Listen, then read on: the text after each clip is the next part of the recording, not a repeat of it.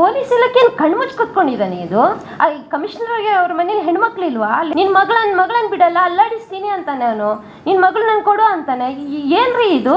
ಎರಡೆರಡು ಸಲ ಸಸ್ಪೆಂಡ್ ಆಗಿ ಎಲ್ಲೆಲ್ಲಿಂದ ಬಂದು ಪುನಃ ಅದೇ ಊರಲ್ಲಿ ಹುಕ್ಕ ಮುಡಿ, ಅದೇ ಪಬ್ಲಿಕ್ಕಿಗೆ ಹಿಂಸೆ ಕೊಟ್ಟು, ಅದೇ ಪೊಲೀಸ್ ಸ್ಟೇಷನ್ ಸಿಬ್ಬಂದಿಗಳಿಗೆ ಹಿಂಸೆ ಕೊಟ್ಟು, ತನ್ನೆಲ್ಲ ಹಿಡಿತವನ್ನ ತನ್ನ ಕೈಯಲ್ಲಿ ಹಿಡ್ಕೊಂಡು, ಏನ್ರಿ ಇದು ಗೂಂಡಾಗಿರಿ? ಇದು ಯಾಕೆ ACP ಗೊತ್ತಿಲ್ಲ, ಇವ್ರಿಗೆ ಕಮಿಷನರ್ ಗೊತ್ತಿಲ್ಲ? ಇಲ್ಲೆಲ್ಲ ಚೈನ್ ಲಿಂಕು. ನಾನೊಬ್ಳು ಗಟ್ಟಿಯಾಗಿ ಎತ್ತಿದ್ದೀನಿ, ಧ್ವನಿ ಎತ್ತಿದ್ರಿಂದ ಇದು ಪಬ್ಲಿಕ್ಗೆ ಎಷ್ಟು ಒಳ್ಳೇದಾಗಿದೆ ಅಂದರೆ ಪಬ್ಲಿಕ್ಕಿಗೆ ಗೊತ್ತು. ಆ ಯಪ್ಪ ಒಂದು ಹುಚ್ಚ, ಆ ಯಪ್ಪನ ಹತ್ರ ಒಂದು ಯೂನಿಫಾರ್ಮ್ ಹಾಕುವ ಘನತೆ ಇಲ್ಲ, ಆ ಯಪ್ಪನ ಹತ್ರ ಒಂದು ಹ್ಯುಮಾನಿಟಿ ಇಲ್ಲ, ಮನುಷ್ಯರತೆ ಯಾವ ಥರ ವರ್ತಿಸ್ಬೇಕಂತಿಲ್ಲ. ಒಂದೇ ಗೊತ್ತು ಆ ಮನುಷ್ಯನಿಗೆ. ನಾನು ಇನ್ಸ್ಪೆಕ್ಟರ್ ಸಂದೇಶ್. ನನ್ನ ಸಹೋದರಿ ಮೊನ್ನೆ ನಿಮ್ಮ ಬಳಿ ಬಂದು ಕೆಲವು ವಿಷಯಗಳನ್ನು ಹೇಳಿರ್ತಾರೆ. ಅದಕ್ಕೆ ನಾನು ಸ್ಪಷ್ಟತೆ ಕೊಡಬೇಕು. ಅವ್ರ ಹತ್ರ ಸ್ಪಷ್ಟತೆ ಇರಲಿಲ್ಲ ಆ ದಿವಸ. ನಾನು ಇವತ್ತು ಸ್ಪಷ್ಟತೆ ಕೊಡಬೇಕು. ಅದೇನೋ 2012 ಮಡಿವಾಳದಲ್ಲಿ ನನ್ನ ಮೇಲೆ ಕೇಸ್ ಇದೆ ಅಂಥೇಳಿ ನಿಮ್ಮ ಹತ್ರ ಒತ್ತಿ ನಾನು ವೇಶ್ಯಾವಾಟಿಕೆ ಅಂತ ಹೇಳ್ತಿದ್ದಾರೆ. ಇನ್ಸ್ಪೆಕ್ಟರ್ ಸಂದೇಶ್ ಅವ್ರ ಯೂನಿಫಾರ್ಮಲ್ಲಿ ನನಗೆ ವೇಶ್ಯ ಅಂತ ಹೇಳಿಬಿಟ್ಟಿದ್ದಾರೆ. 2012 ಸುಮತಿ ಅನ್ನೋ ಮೇಲೆ ಒಂದು FIR ಬಿದ್ದಿದೆ. ಸೊ ನನ್ನ ಗಮನಕ್ಕೆ ಬರಲಿಲ್ಲ, ನಾನು ಕೋರ್ಟಿಗೆ ಹೋಗಿಲ್ಲ, ನಾನು ಸ್ಟೇಷನ್ಗೆ ಹೋಗಿಲ್ಲ. 2012 ನಾನು ಆವಾಗ ಊರಲ್ಲಿದ್ದೀನಿ, ಕಾರ್ಕಳದಲ್ಲಿ. ಸೊ ನಾನು 2008 ನಾನು ಮತ್ತು ನನ್ನ ಹಸ್ಬೆಂಡ್ ಫಾರಿನ್ಗೆ ಹೋಗಿದ್ವಿ. 2011 ನಾವು ಊರಿಗೆ ಬಂದಿದ್ವಿ ಮನೆ ಕಟ್ಟಲಿಕ್ಕೆ ಅಂತೇಳಿ. ನಮ್ಮ ಹಸ್ಬೆಂಡ್ ಫಾರಿನಲ್ಲಿದ್ದರು, ದುಬೈಯಲ್ಲಿ. ನಾನು ಇದ್ದೆ ಆ ಟೈಮಲ್ಲಿ. ನಾನು ಪಾಸ್ಪೋರ್ಟ್ ಡೀಟೇಲ್ಸ್ ಎಲ್ಲ ಕೊಡ್ತೀನಿ, ಬಟ್ ನಾನು ಪಾಸ್ಪೋರ್ಟ್ ತರಲಿಲ್ಲ ಇವತ್ತು. 2012 ನಾನು ಊರಲ್ಲಿ ಇದ್ದೀನಿ, ಅಂದರೆ ಮೇ ತಿಂಗಳಲ್ಲಿ ನಮ್ಮ ಮನೆ ಆಗಿದೆ, ಮನೆ ಕಟ್ತಾ ಇದ್ದೀನಿ, ನಾನು ಊರಲ್ಲಿ ಇದ್ದೀನಿ. ಸುಮತಿ ಅನ್ನೋ ಹೆಸರಲ್ಲಿ ಒಂದು FIR ಬಿದ್ದಿದ್ದು ಹೌದು, Section 8 ಅಂಥೇಳಿ. ಅದರಲ್ಲಿರುವ ಅವಳು ಹೇಳೋ ಮಟ್ಟಿಗೆ ಅದರಲ್ಲಿರುವ ಆರೋಪಿ ಯಾರು? ಕಾರ್ತಿಕ್. ಅದರಲ್ಲಿರುವ ಪೊಲೀಸ್ ಯಾರು ಇನ್ವೆಸ್ಟಿಗೇಷನ್ ಮಾಡಿದ್ದು? ಶ್ರೀನಿವಾಸು. ಅದರಲ್ಲಿರುವ ಯಾವುದೊಂದು ಟ್ರಾಫಿಕ್ ರೋಡು ಅದೆಲ್ಲ ತನಿಖೆ ಬರಬೇಕು, ಕ್ಯಾಮರಾ ಬರಬೇಕು, ಅಲ್ಲಿದ್ದು CC ಇರಬೇಕು, ಎಲ್ಲ ಇರಬೇಕು ಇವು. ಸೊ ಮಡಿವಾಳ ಸ್ಟೇಷನಲ್ಲಿ ನಾನು ಹೋಗಿ ಕೇಳಿದ್ದೀನಿ, ಮಾಹಿತಿ ಹಕ್ಕಿನಡಿಯಲ್ಲಿ ಕೇಳಿದ್ದೀನಿ. ಅಲ್ಲಿ ಹೋಗಿ ನಾನು ವಿಚಾರಿಸಿದ್ದೀನಿ, ನನ್ನ ಮೇಲೆ ಈ ಥರ ಅಪವಾದ ಬರೆದಿದೆ, ಇದಕ್ಕೆ ಏನು ಸ್ಪಷ್ಟತೆ ಕೊಡ್ತೀರಾ ಅನ್ನೋದಕ್ಕೆ ಅವರು ನನಗೆ ಕ್ಲೀನ್ ಚಿಟ್ ಕೊಟ್ಟಿದ್ದಾರೆ. ಓದಿ ಹೇಳ್ತೀನಿ ನಾನು. ಠಾಣಾಧಿಕಾರಿಗಳು ಪೊಲೀಸ್ ಇನ್ಸ್ಪೆಕ್ಟರ್ ಮಡಿವಾಳ ಅವ್ರೇನು ಹೇಳ್ತಾರೆ ಅಂದರೆ, ಮೇ 5, 2025 ನಾನು ಮೂಡುಬಿದಿರೆ ಪೊಲೀಸ್ ಸ್ಟೇಷನ್ಗೆ ಹೋದಾಗ ನನಗೆ ಇನ್ಸ್ಪೆಕ್ಟರ್ ಸಂದೇಶ್ ಕಡೆಯಿಂದ ಮತ್ತು ಸಿಬ್ಬಂದಿಗಳ ಕಡೆಯಿಂದ ಹಲ್ಲೆ ಮತ್ತು ಲೈಂಗಿಕ ಕಿರುಕುಳ ಆಗಿರುತ್ತದೆ. ಆ ಪ್ರಕಾರ ನಾನು ಹ್ಯೂಮನ್ ರೈಟ್ಸ್ಗೆ ದೂರು ಕೊಟ್ಟಿರುತ್ತೇನೆ. ಆವಾಗ ಇನ್ಸ್ಪೆಕ್ಟರ್ ಸಂದೇಶ್ ಅವರು 2026 ಸುಮತಿ ವೇಶ್ಯೆ ಅಂತೇಳಿ ಸ್ಟೇಷನಲ್ಲಿ ಆ ಮುಂಡೆ ಸುಮತಿ ಅವಳಿಗೆ ಹೈಕೋರ್ಟಿಗೆ ರಿಟರ್ಚ್ ಹಾಕಬೇಕು ಅಂತ ಹೇಳಿದ್ದು ನನ್ನ ಹತ್ರ ಆಡಿಯೋ ಇದೆ. ಆ ಪ್ರಕಾರ ನಾನು ಆಡಿಯೋನ ಹಿಡ್ಕೊಂಡು ಹ್ಯೂಮನ್ ರೈಟ್ಸ್ಗೆ ದೂರು ಕೊಟ್ಟಿರ್ತೇನೆ. ಅವರು ಅದಕ್ಕೆ ಕೇಳಿರ್ತಾರೆ, ಏನಿದು ಸ್ಪಷ್ಟತೆ ಬೇಕು ಅಂತ PI ಸಂದೇಶ್ ಹತ್ರ. ಅದಕ್ಕೆ ಅವರು ಅಲ್ಲಿ ಇವರಿಗೂ ಹಾಕಿರ್ತಾರೆ, ಯಾರಿಗೆ? ಮಡಿವಾಳ ಸ್ಟೇಷನ್ ಇನ್ಸ್ಪೆಕ್ಟ್ರಿಗೂ. ಅವರು ಅದರಂತೆ ಅವರು ಹೇಳಿರ್ತಾರೆ, ಪೊಲೀಸ್ IT ತಂತ್ರಾಂಶದ ಪ್ರಕಾರ ಶ್ರೀಮತಿ ಸುಮತಿ ದಿವಂಗತ ಆನಂದ್ ನಾಯ್ಕು, ದಿವಂಗತ ನನ್ನ ಹಸ್ಬೆಂಡ್ ಉಮೇಶ್ ನಾಯ್ಕು, ಇವ್ರ ಮೇಲೆ ಯಾವುದೇ ಪ್ರಕರಣ ದಾಖಲಾಗಿರುವುದಿಲ್ಲ. ಫಸ್ಟ್ ಇದು. ಆಮೇಲೆ ಸೆಕೆಂಡು,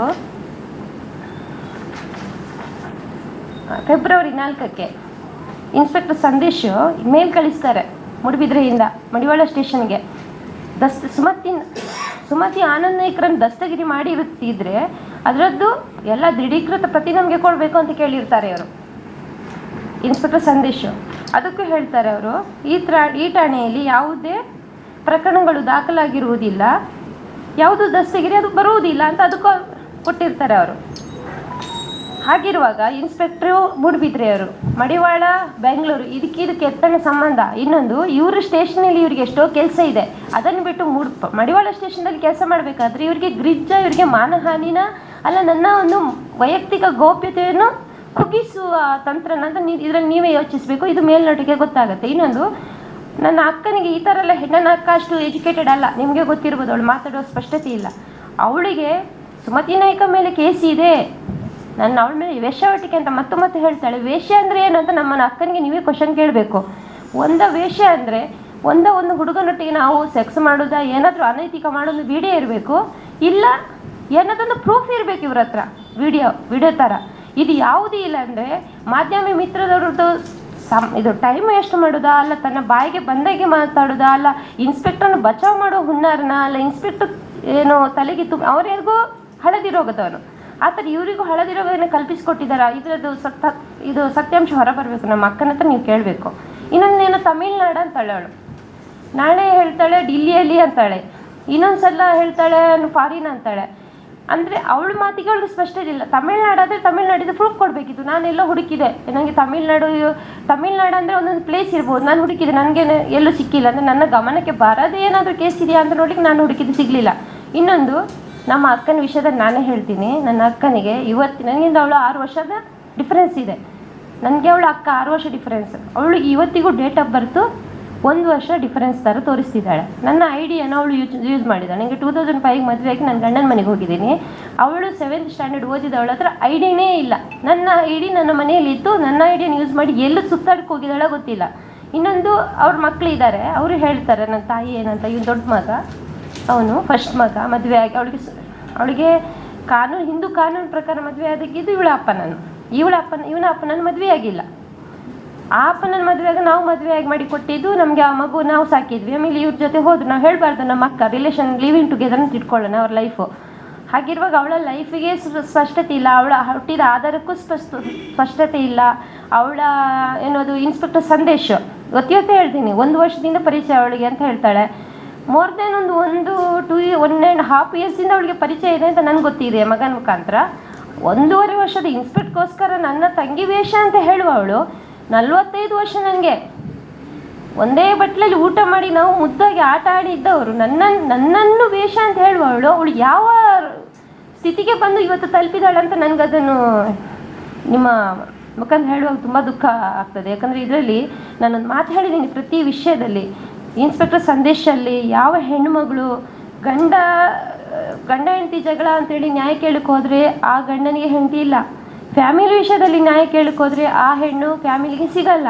ತಂದೆ ಮಕ್ಕಳು ತಾಯಿ ವಿಷಯ ಆಗಲಿ, ತಾಯಿ ಮಕ್ಕಳು ವಿಷಯಕ್ಕೆ ಹೋದರೆ ಅಲ್ಲಿ ಹೆಣ್ಣು ಇದ್ದರೆ ಆ ಮಕ್ಕಳಿಗೆ ತಾಯಿ ಇಲ್ಲ. ಇದು ನೀವು ಬೇಕಾದರೆ ನನ್ನ ಸ್ಪಷ್ಟತೆಯನ್ನು ಕೇಳಿ. ಇವತ್ತಿಗೆ ಅವರು ಆ ಸ್ಟೇಷನಲ್ಲಿ 3 ವರ್ಷ, ನಿಮ್ಮ ಮಾಧ್ಯಮ ಬಂಧು ಮಿತ್ರರನ್ನ ನಾನು ಕೇಳ್ತಾ ಇದ್ದೀನಿ, 3 ವರ್ಷದಿಂದ ಆ ಸ್ಟೇಷನಲ್ಲಿ ಮೊಕ್ಕಾಮ ಹೊಡಿದ್ದಾರೆ. 3 ವರ್ಷದ ಪ್ರತಿಯೊಂದು ಕೇಸ್ ಫೈಲನ್ನು ತೆಗೀರಿ. ಅವರು ಯಾವ ಕೇಸ್ ಮಾಡಿದ್ದಾರೆ ಅಂದರೆ ಅವರಿಗೆ ಅನುಗುಣವಾಗುವ ಹಾಗೆ, ಅವರಿಗೆ ಅದರಲ್ಲಿ ವರ್ತ್ ಇರುವ ಹಾಗೆ ಕೇಸ್ ಮಾಡಿದ್ದಾರೆ. ಹಾಗಿರುವಾಗ ಅಲ್ಲೊಂದು ಪಟಾಲಂ ಗ್ರೂಪ್ ಬರುತ್ತೆ ಸಂದೇಶ ಅಂತ. ಅಂದರೆ ಅವರು ಇದಕ್ಕಿಂತ ಮುಂಚೆ ಒಮ್ಮೆ ಎಸ್ ಐ ಆಗಿ ಬಂದವರು 10 ವರ್ಷದ ಮುಂಚೆ. ಈಗ ಏನು 3 ವರ್ಷದಿಂದ ಮೊಕ್ಕ ಮಾಡಿದ್ದಾರೆ. ಅಲ್ಲೊಂದು ಪಟಾಲಂ ಗ್ರೂಪ್ ಅವ್ರಿಗೆ ತುಂಬ ಕೆಲಸ ಮಾಡುತ್ತೆ. ಅವ್ರಿಗೆ ಬೇಕಾದಾಗೆ ಸ್ಥಳ ಮಾಜರಿಗೆ ಹೋಗುತ್ತೆ, ಅವ್ರಿಗೆ ಬೇಕಾದಾಗ ಅಟ್ರಾಸಿಟಿ ಜಾತಿನಿಂದನೇ ಕೇಸ್ ಬರುತ್ತೆ, ಅವ್ರಿಗೆ ಬೇಕಾದಾಗೆ ಡ್ರಗ್ಸ್ ಕೇಸ್ ಬರುತ್ತೆ, ಡ್ರಗ್ಸ್ ಏನಾದ್ರು ಪೆಡ್ಲರ್ ಏನು ಹೇಳ್ತಾರಲ್ಲ ಮನಿ ಲಾಂಡ್ರಿಂಗ್ ಅದು ಬರುತ್ತೆ, ಅವ್ರಿಗೆ ಬೇಕಾದಾಗ ಹುಡುಗಿಗೆ ರೇಪ್ ಮಾಡಿಲ್ಲ ಅಂತ ಕೇಸ್ ಬರುತ್ತೆ. ಯಾಕಂದರೆ ಅವರ ಗ್ರೂಪಲ್ಲಿ 4 ಜನ SCಗಳು, 4 ಜನ ಅದರ್ಸ್ ಕಾಸ್ಟ್, ಇಲ್ಲಿ ಏನು ಹೇಳ್ತಾರೆ OBC ಪ್ರಥಮ, ಅದು ನಮ್ಮೂರಲ್ಲಿ ಇದು ಶೆಟ್ರು, ಪೂಜಾರಿ, ಮುಸ್ಲಿಂ, ಅಲ್ಪಸಂಖ್ಯಾತ, ಇವರೆಲ್ಲ ಗ್ರೂಪ್ ಇದೆ. ನೀವು ದೊಂಬಿ ಗಲಾಟೆ ಯಾರು ಹೇಳ್ತಾರಲ್ಲ ಅವರು ಮುಸ್ಲಿಂ ಇವ್ರು ಹಿಂದೂ ನಡೆಯಲ್ಲ. ಇವು ಪೊಲೀಸ್ನವ್ರಿಂದಲೇ ದೊಂಬಿ ಗಲಾಟೆ. ಯಾಕಂದರೆ ಇವ್ರ ಹತ್ರನೇ ಇದೆ, ಇವ್ರದ್ದೇ ಒಂದು ಇವ್ರ ಹತ್ರ ಪೆನ್ ಇದೆ, ಕೇಸ್ ಹಾಕ್ಲಿಕ್ಕೆ ರೈಟ್ಸ್ ಇದೆ, ಕಾನೂನಿಗೆ ಯೂಸ್ ಮಾಡ್ತಾರೆ. ನಾನು ಹೇಳೋದು ಎಲ್ಲ ಪೊಲೀಸ್ ಇಲಾಖೆಗೆ ನಾನು ಹೇಳಲ್ಲ, ಮೂಡುಬಿದ್ರೆಯಿಂದ ಮಂಗಳೂರು ತನಕ ಈ ಜಾಲ ನಡೆದಿದ್ದು. ಇದೊಂದು ಚೈನ್ ಲಿಂಕ್. ಇದನ್ನು ನಾನು ಯಾವಾಗ ಪೊಲೀಸ್ ಮೆಟ್ಟಿಲು ಹತ್ತಿದೆ, ಇವತ್ತು ನಾನು ಧೈರ್ಯವಾಗಿ ಇಲ್ಲಿ ಬಂದು ಕೂತ್ಕೊಂಡಿದ್ದೀನಿ. ಮೇ ತಿಂಗಳಲ್ಲಿ ನಾನು ಪೊಲೀಸ್ ಮೆಟ್ಟಿಲು ಹತ್ತಿದ್ದೀನಿ. ಅಲ್ಲಿಂದ ಇಲ್ಲಿ ತನಕ ನಾನು ಬಗೆದಷ್ಟು ಇವರನ್ನು ನೋಡ್ತೀನಿ. ಇವನೊಬ್ಬ ಹುಚ್ಚ ಅಂತ ನಾನು ಇವತ್ತು ಹೇಳ್ತೀನಿ, ಇವನೊಬ್ಬ ಕಾಮುಕ ಅಂತ ಹೇಳ್ತೀನಿ. ಯಾಕಂದರೆ ಇನ್ನೊಬ್ಬರು ಯಾರೋ ಹೇಳಿದ್ದಾರೆ ಅವರನ್ನು ಕಾಮುಕ ಅಂತ ಹೇಳೋದು ಎಷ್ಟರ ಮಟ್ಟಿಗೆ ಸರಿ ಅಂತ.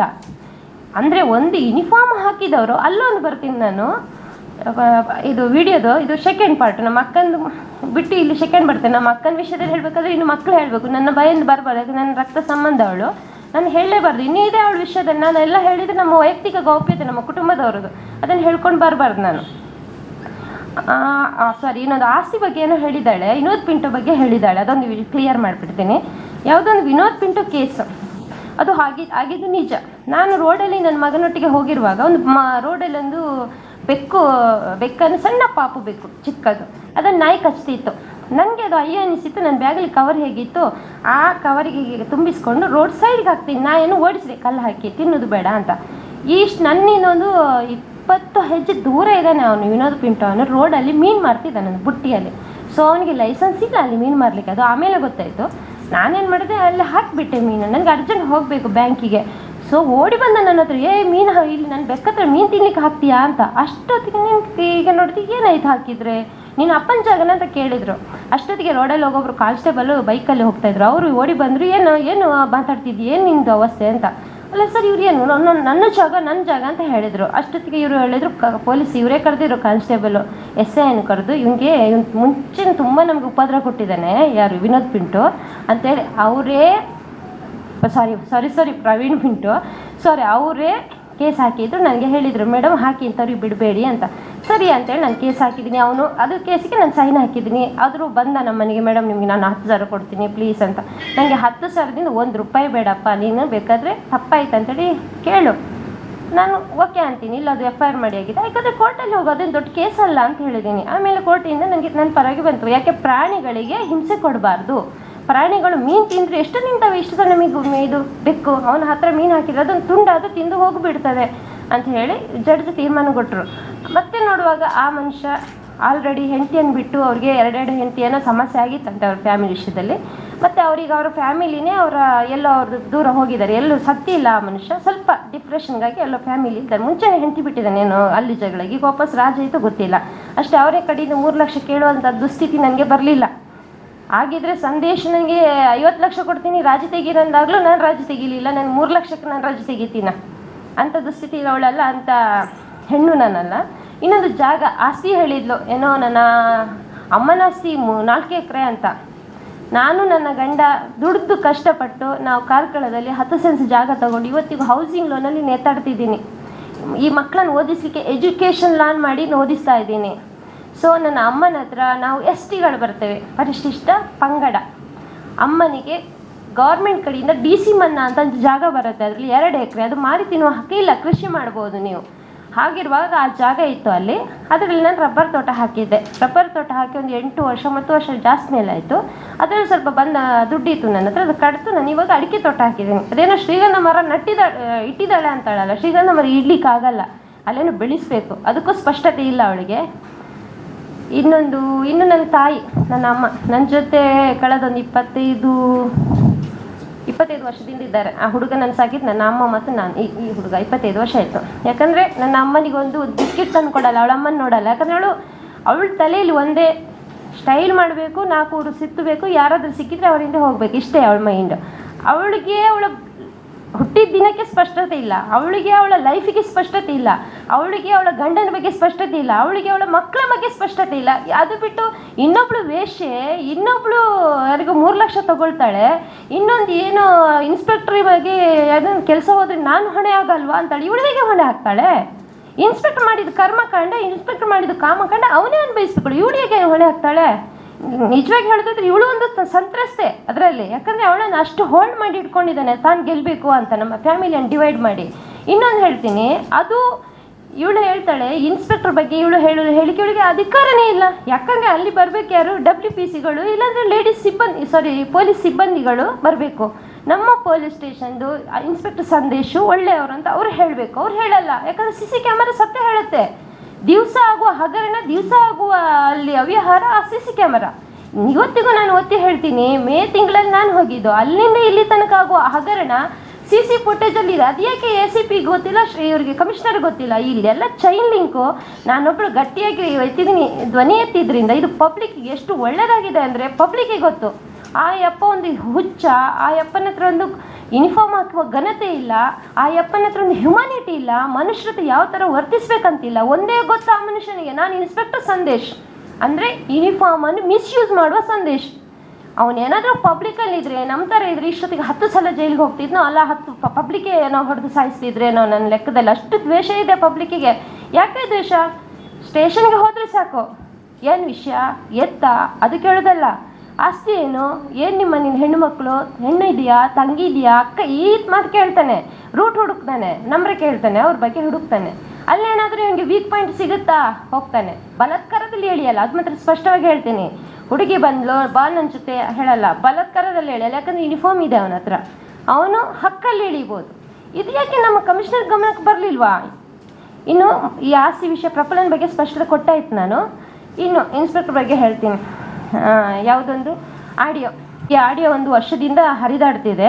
ಸೊ ಮೋಸ್ಟ್ಲಿ ಆ ಆಡಿಯೋಕ್ಕೊಂದು 6 ವರ್ಷ ಯಾವುದೋ ಒಂದು ಲೇಡಿ ಹತ್ರ ಪೊಲೀಸ್ ಡ್ರೆಸ್ಸಲ್ಲಿ ಹೋಗ್ತಾನಲ್ಲ, ಅದೊಂದು 5 ವರ್ಷದ ಹಿಂದೆ ಆಡಿಯೋ ಇರ್ಬೋದು.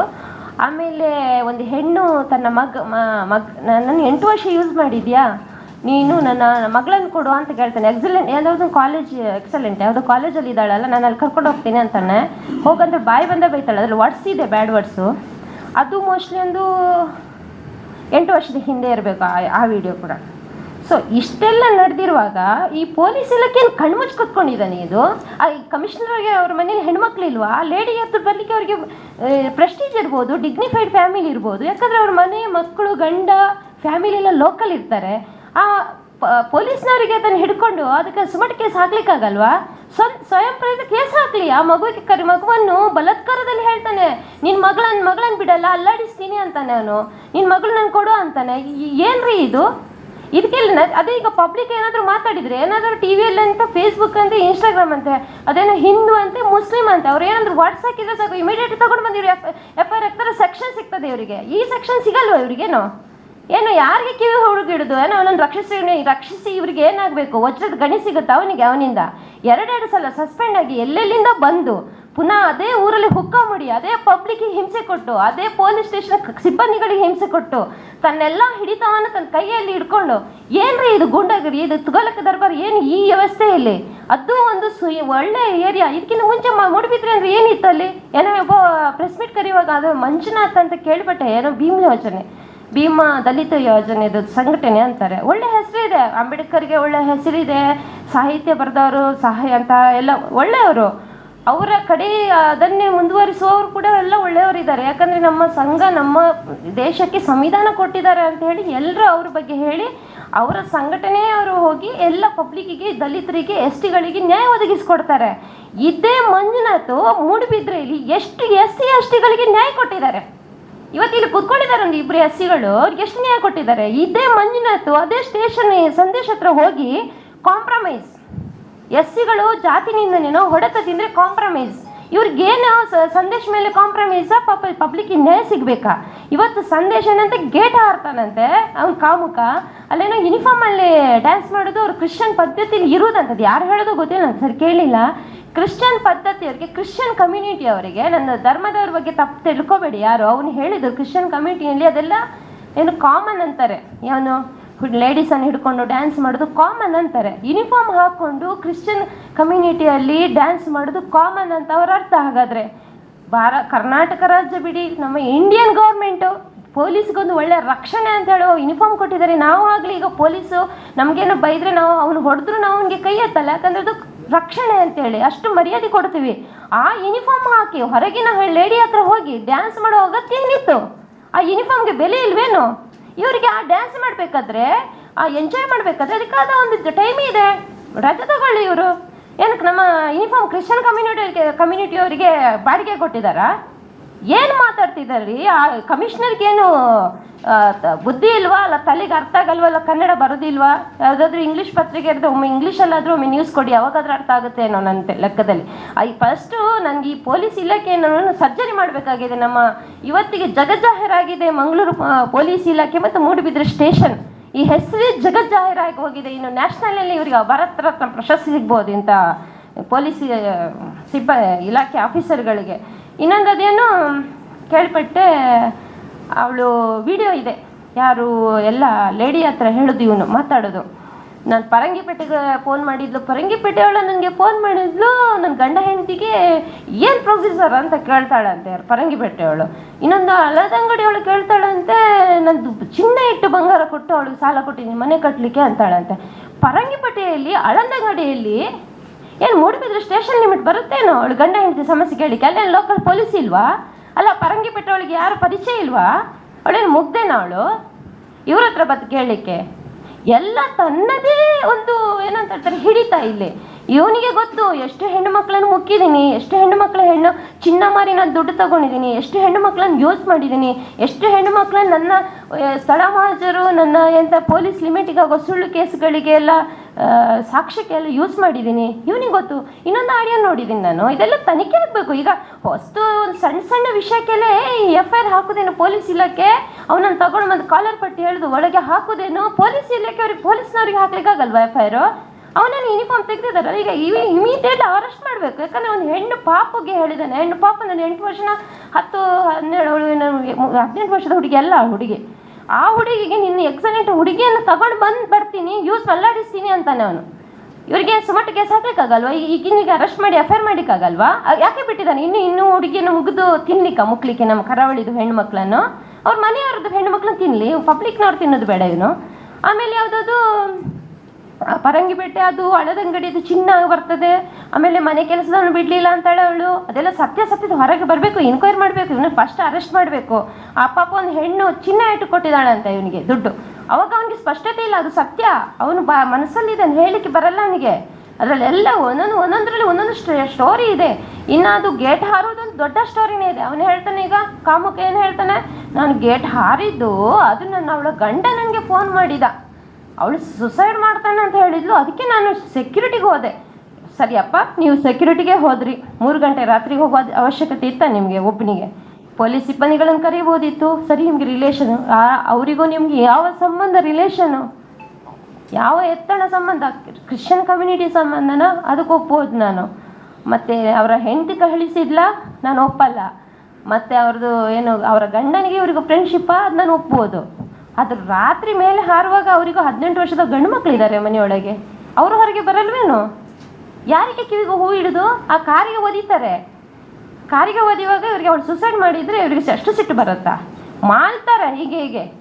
ಅವರ ನಡತೆಯಲ್ಲಿ ಅವರಿಗೆ ಇಲ್ಲ, ಸ್ಪಷ್ಟತೆ ಇಲ್ಲ. ಅವ್ರ ಬಾಡಿ ಇದುವೇ ಹೋಗಿದೆ, ಬಾಡಿ ಲ್ಯಾಂಗ್ವೇಜಲ್ಲಿ ಗೊತ್ತಾಗುತ್ತೆ ಅಲ್ಲಿ ಯಾವ ಪರಿಸ್ಥಿತಿಯಲ್ಲಿ ಆ ಮನುಷ್ಯ ಇದ್ದಾನೆ ಅಂತ. ಇಷ್ಟೆಲ್ಲ ವಿಡಿಯೋ ಇದೆ, ಇನ್ನೂ ಇದೆ ಆಡಿಯೋ ವಿಡಿಯೋಗಳು. ಸಾಧಾರಣ ಕೆಲವು ಹೆಣ್ಣುಮಕ್ಳು ಹೆದರಿಕೊಂಡು ಡಿಲೇಟ್ ಮಾಡಿದ್ದಾರೆ, ಅಂದರೆ ಅಷ್ಟು ಹೆದರಿಸ್ತಾನೆ ಅಪ್ಪ ಆಗಿದ್ದಾನೆ. ಇನ್ನು ಐ ಬಿಗೆ ಬರ್ತೀನಿ.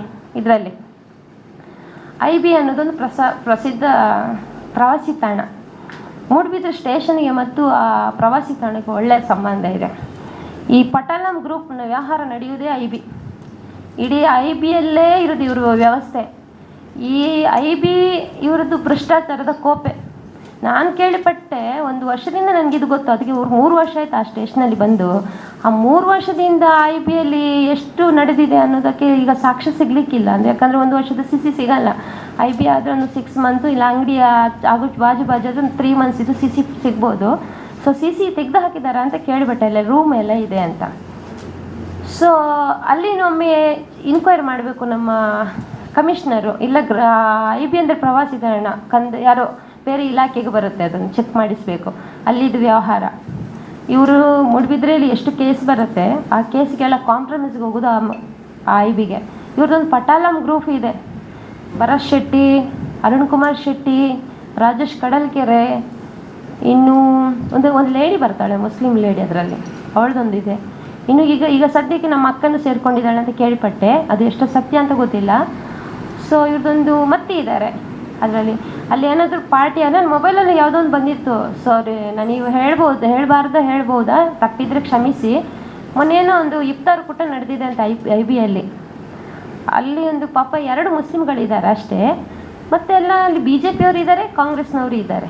ಈ ರಾಜ್ಯಕ್ಕೆ ಬಂದರೆ ಎಲ್ಲ ಎದುರಿಸೋದು ಬೇಡ ಅಂತ ಹೇಳಿದ್ರೆ 2 ಪಾರ್ಟಿ ಇದ್ದಾರೆ. ಹಿಂದೂ ಇದ್ದಾರೆ, ಮುಸ್ಲಿಂ ಇದ್ದಾರೆ, ಕ್ರಿಶ್ಚಿಯನ್ ಇದ್ದಾರೆ. ಈ ಪಟಾಲಂ ಗ್ರೂಪ್ ಇದೆ ಅದರೊಳಗೆ. ಅದರಲ್ಲಿ ಇಫ್ತಾರ್ ಕೂಟ ಅಂದರೆ ಊಟ ಮಾಡೋದೇನೋ, ತಿಂಡಿ ತಿನ್ನೋದೇನೋ ಇರ್ಬೋದು. ಬಟ್ ಅಲ್ಲಿ ಯೂನಿಫಾರ್ಮ್ ಹಾಕಿದ ಸಂದೇಶ್ ಇದ್ದಾನೆ. ಅಲ್ಲಿ ಇವನೊಟ್ಟಿಗೆ ಇನ್ನೊಬ್ಬ ಯಾರೋ ಇದ್ದಾನೆ, ಹುಸೇನ್.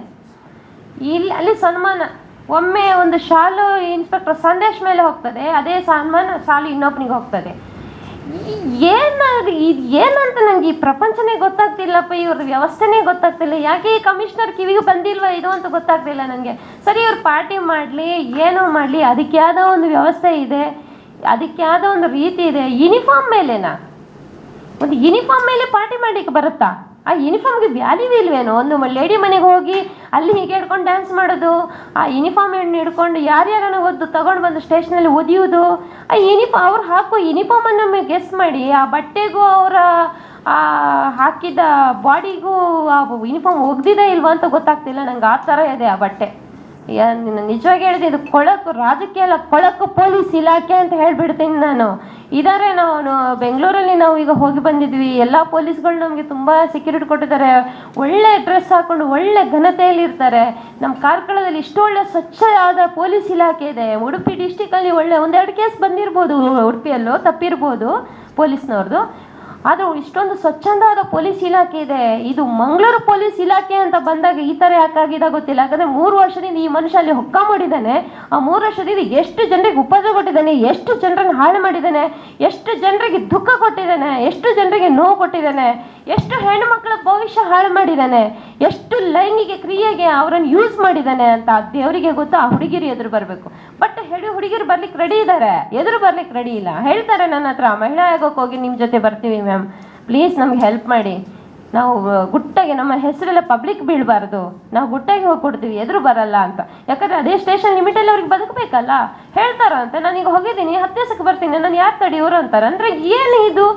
ಈಗ ಅವ್ರೇನೋ ಇದು ಏನೋ ಅಮಾನತು ಮಾಡಿದ್ದಾರೆ. ಅಮಾನತು ಯಾಕೆ ಮಾಡಿದ್ದಾರೆ? ಡ್ರಾಮಾ ಅಲ್ವಾ ಪೊಲೀಸ್ ಇಲಾಖೆದು? ನಾವು 1 ತಿಂಗಳ ಹತ್ರ ಒಂದು ವರ್ಷದಿಂದ ನಮ್ಮ ಇಡೀ ಕುಟುಂಬ ಹೋಗಿ ಪೊಲೀಸ್ ಕಮಿಷನರ್ ಹತ್ರ ಹೋಗಿ ಹೇಳ್ತೀವಿ, ಹೀಗೆ ನೋಡ್ತಾನೆ ಕಮಿಷನರ್ ಹೀಗೆ ನೋಡ್ತಾರೆ, ಹೀಗೆ ಬರೀತಾರೆ. ಈಗ ಯಾವುದೋ ಒಂದು ಪೇಪರ್ ಕೊಟ್ಟರೆ ಇದಕ್ಕೆ ಸೈನ್ ಹಾಕ್ಬೇಕಾ, ಇದಕ್ಕೆ ಸೈನ್ ಹಾಕ್ಬೇಕಾ ಗೊತ್ತಾಗ್ತಿಲ್ಲ ಅವರಿಗೆ, ಕನ್ಫ್ಯೂಸ್. ಅಂದರೆ ಅವರೊಳಗೆ ಅವರಿಗೆ ಕನ್ಫ್ಯೂಸ್ ಇದೆ, ಏನು ಮಾಡಲಿ ನಾವು ಅಂತ. ಇವತ್ತಿಗೂ ಅವರಿಗೂ ಕನ್ಫ್ಯೂಸ್ ಇದೆ, ನಾವು ಮಾಡಿ ತಪ್ಪು ಅಂತ. ಇವತ್ತಿಗೂ ACP ಮಾತು ಕೇಳಿ ನಾನು ಈಗ ಸಿಲ್ಕ್ ಹಾಕಿದ್ದೀನಿ ಅಂತ ತಪ್ಪಿದೆ ಅವ್ರ ಮನಸ್ಸಲ್ಲಿ, ಕನ್ಫ್ಯೂಸ್ ಇದೆ. ಯಾಕಂದರೆ ಕಮಿಷನರ್ ಇಲ್ಲಿ ಅವರಲ್ಲ, ಅವರು ದೂರದಿಂದ ಬಂದರು, 1 ವರ್ಷದ ಅವ್ರಿಗೆ ಇಷ್ಟೆಲ್ಲ ಗೊತ್ತಿರ್ಲಿಕ್ಕಿಲ್ಲ. ಯಾಕೆಲ್ಲ ಕಮಿಷನರ್ ಹೋಗಿ CC ಕ್ಯಾಮರಾ ನೋಡಲ್ಲ, ACP ನೋಡಲೇಬೇಕಲ್ಲ. ಈ ಸ್ಟೇಷನ್ ಇದು ಒಳ್ಳೆ ಮೇಲಿನ ಆಫೀಸರ್ ಅಂದಮೇಲೆ ಶ್ರೀಕಾಂತ್ ಬರ್ತಾರೆ, ಅವ್ರಿಗೆಲ್ಲ ವಿಷಯ ಗೊತ್ತಿದೆ. ಅವ್ರಿಗೆ ಪ್ರತಿಯೊಂದು ಅಟ್ರಾಸಿಟಿ ಕೇಸ್ ಹೋಗಲಿ, ಪ್ರತಿಯೊಂದು ಕೇಸ್ ಹೋಗಲಿ, ಯಾವ ಕೇಸ್ ಅಂತ ACP ಗೊತ್ತದೆ. ಅವರು ಕ್ಯಾಮರಾ ನೋಡ್ತಾರೆ, ಆ ಕ್ಯಾಮರಾವನ್ನು ನೋಡಿಬಿಟ್ಟು ಇವರು ಉದ್ದಕ್ಕೆ ಬರೆದ್ಬಿಟ್ಟು ಇನ್ಸ್ಪೆಕ್ಟರ್ ಸಂದೇಶ್ ಸಿಂಗಮ್ ಅಂತ ಇವರು ಅದಕ್ಕೆ ಸರ್ಟಿಫಿಕೇಟ್ ಕೊಟ್ಬಿಡ್ತಾರಲ್ಲ.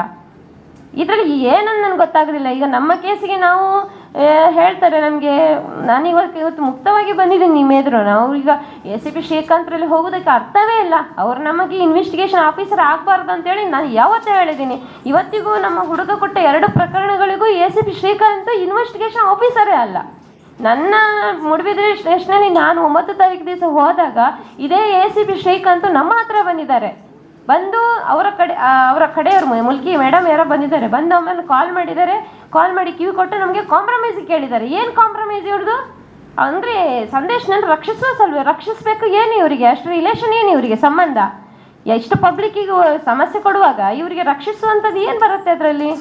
ಅವರು ನೋಡ್ಕೋಬೇಕಾಗತ್ತೆ. ಒಂದು ಪೊಲೀಸ್ ಇಲಾಖೆಯಲ್ಲಿ ಇಷ್ಟೊಂದು ದೊಡ್ಡ ಹಗರಣಕ್ಕಿಂತಲೂ ಒಂದು ಮಹಿಳೆಗೆ ಸಮಸ್ಯೆ, ಹೆಣ್ಣು ಮಕ್ಕಳನ್ನು ಯೂಸ್ ಮಾಡೋದು, ಇಷ್ಟೆಲ್ಲ ಆಗುವಾಗ ಅವ್ರಿಗೇನು ಗೊತ್ತಾಗೋದಿಲ್ವೇನು? ಇನ್ನು ನನಗೆ ಹೇಳಲಿಕ್ಕಿದೆ, ಅದು ಏನು ಹೇಳಬೇಕಂತ ನನಗೆ ಅರ್ಥ ಆಗೋದಿಲ್ಲ ಆ ವಿಷಯದಲ್ಲಿ.